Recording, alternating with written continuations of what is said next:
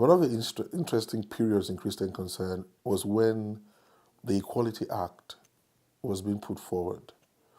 And we had suspected that the Equality Act was almost an act of selling lies, telling lies, and clothing them with good arguments.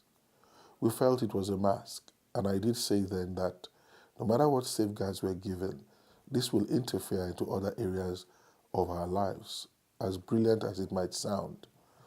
And I think we were given so much assurances that such things will never happen.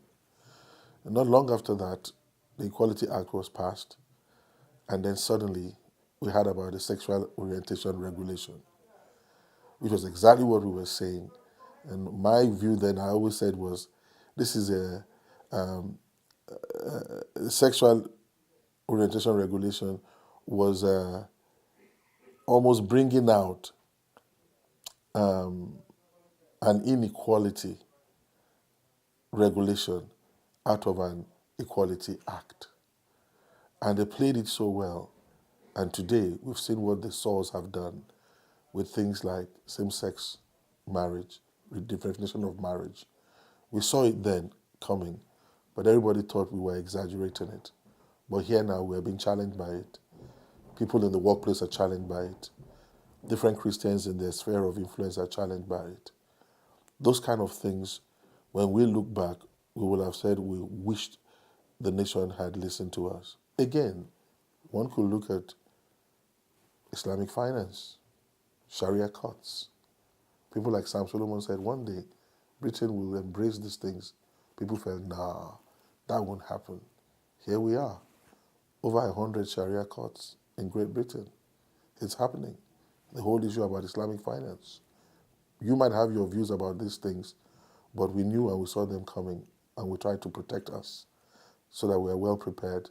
But to many people, it felt we were exaggerating things. There's so much more. At the beginning, when Christian Legal Center was put together, people thought, what's the need of that? But now we see how so important the Legal Center is.